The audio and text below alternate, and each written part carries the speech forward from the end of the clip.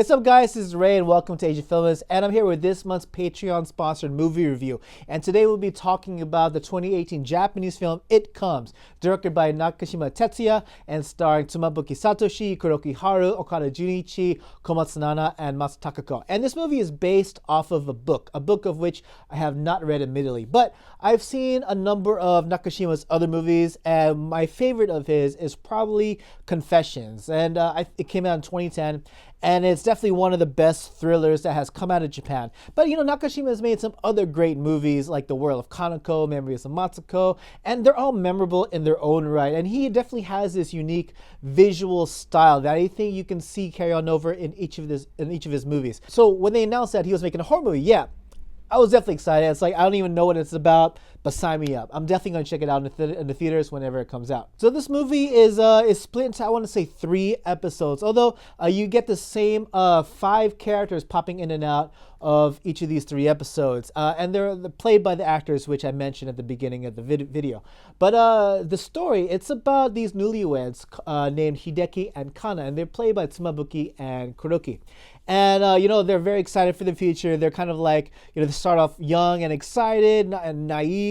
And then they have their first child, Chisa.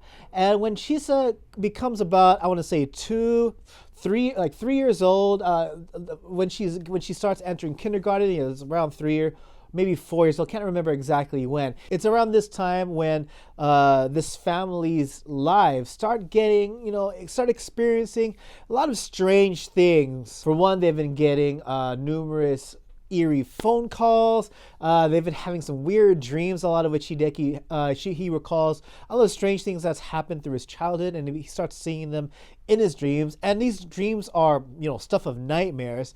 And also, they get visits by this unseen force. Nobody really knows what it is, but it's angry and it's violent, and it starts thrashing things around. It almost is like a poltergeist of sorts, and just thrashes things, and nobody really knows what it's there for. But Hideki is introduced to this guy named Nozaki through a friend. Nozaki, I want to say he's like a writer of sorts. Can't remember exactly what his job was. But anyways, Nozaki introduces Hideki to these 2 sisters, Makoto and Kotoko, and these 2 sisters are unique in which that they have the ability to interact with spirits. So all of these 5 kind of work together to figure out what the hell is happening in Kana and Hideki's lives. What the hell is this thing visiting, and how can they put a stop to it? Because as time goes on, this unseen force starts getting increasingly violent and just puts everyone's lives in danger. So the positives of It Comes, well, there are a lot. First of all, the characters and the performances. I mean, each of the lead actors, each of the 5 in this movie are outstanding. I kind of brush off Kuroki Haru. I call her like a cheap man's Aoi. But I think in this film, she, in recent movies, she's been showing her acting chops. So I think in this movie, she definitely does a great job. And even Komatsu, I think all the main actors in this movie really pull you in with their performances. And, the characters that they play are all really unique, and they're all different. They each add something to the overall plot. And as the story goes into deeper and darker territory, especially with the way this spirit acts around these characters, so do the kind of things we explore about each character. Like, something I find fascinating about each of the characters in this movie, each of the main characters at least, is that you get to explore 2 different sides of them. And that's something I appreciate about not only this film, but also Nakashima's other movies, is that you dive into different parts of a human's personality, a human's psyche. And in this one, you get introduced to these characters in a certain way, but then you get to learn the other side of them. And I felt this movie did a great job at exploring this kind of darkness that exists inside each and every one of these characters. Even Hideki and Kana, they at the beginning, they're kind of happy. They show off their love for their family in front of their friends and all. Even Hideki, he has his blog that he updates that keeps track of not only the birth of his daughter, but also his accomplishments as a dad doing, working hard for his daughter. There's this whole group of hardworking dads in Japan called ikumen, because I think traditionally Japanese dads in Japanese culture aren't all that involved with raising the child, but there's this whole subculture of dads, if you will, where for us in the West it's normal for a dad to take extra amount of time taking care of their kids, but in Japan it's kind of highlighted because it's not so common. So Hideki is that kind of dad, and he wants to show it off on his blog, and that kind of stuff. We get introduced to these characters as at first, but then we dive deeper, and then things aren't all that they seem. We get to see stuff that they're actually thinking, and we get to see kind of how their actions are affecting every character, every person around them. And I think each of the characters were perfectly cast, especially for these roles and what it required. And I gotta say, I think my favorite character is Matsu Takako. She was the one who played the lead character in Confessions, the one whose daughter was killed. And if you thought she was icy cool in that movie, she is chilling in this movie. I mean, I think she has the least amount of depth out of all the characters, but I think just as far as stage presence is concerned, I think Matsu Takako was my favorite character to watch because she is chilly in this movie. She is frightening, and I absolutely love her. Another positive I have to say is that it's visually striking. I think all of Nakashima's movies are visually striking in a way, and I think on a technical standpoint, he does a lot of good things when it comes to lighting and the way he lights his characters, especially against a kind of dark or dimly lit backdrop. It adds so much contrast to the characters, and not only that, but it adds so much to the atmosphere of the whole entire scene, of the whole entire story. And in addition to the lighting, the way he uses for each of the scenes, just the amount of the combination of colors he uses in every moment, it definitely leaves an imprint in your memory. And even the special effects and the CG definitely brought the atmosphere to life, and especially with the colors and all. And that being said, there is a lot of red in this movie, and that leads to my next positive, in that this movie is pretty violent. I think it's more violent than the world of Kaneko, and I think it definitely has its own share of blood and gore in this, and it's like it kind of, I mean, I think if you watch the trailer, you can kind of see it coming. But I think the amount that they actually have in the movie was definitely surprising.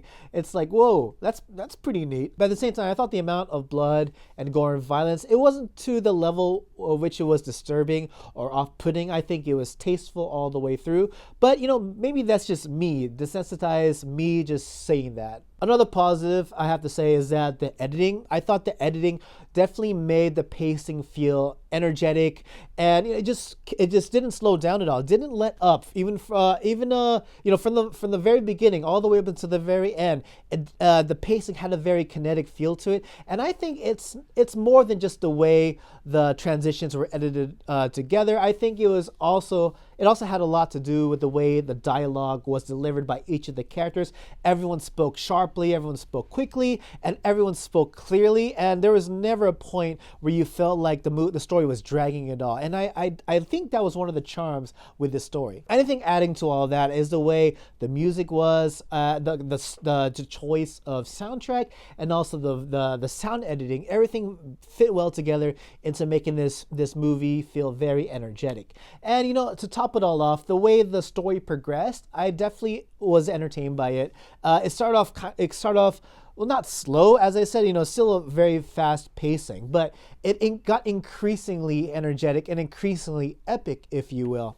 And I think it was reflecting on how increasingly violent the spirit was getting, and it definitely got to a point where it was extremely, not chaotic per se, but definitely wild, definitely very wild. And as far as the negatives I have to say with it comes, it's not too many, but I think the biggest thing is that this movie isn't scary. Well, scary by the way we typically associate horror movies to be.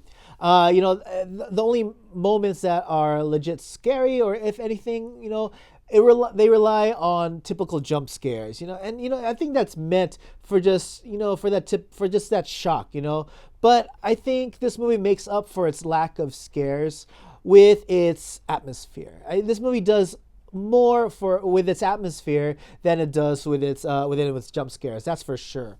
And I think contributing to its lack of scares is the tempo. You know, I like the tempo, but I think because of the way how fast everything moves, it doesn't take the time to slow down and let the situation sink in and make the audience wonder what's around the corner. It just boom, boom, boom. And even with the music, like it'll be just this very kind of eerie music that plays in one scene. It builds up and then it'll just cut short, and then it's the next scene is like bright and cheery, and it gets very jarring. But I think, you know, for me, that's a plus in my opinion.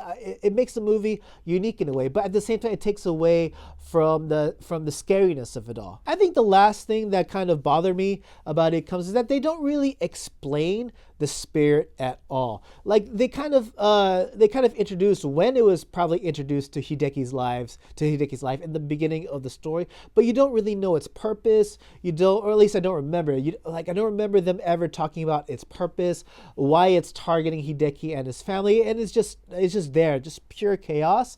Granted, it's exciting as all hell, but it kind of, the origin of the spirit just gets kind of left in mystery. Overall, what do I have to say about It Comes? Well, it's not my favorite Nakashima movie. That title goes to Confessions.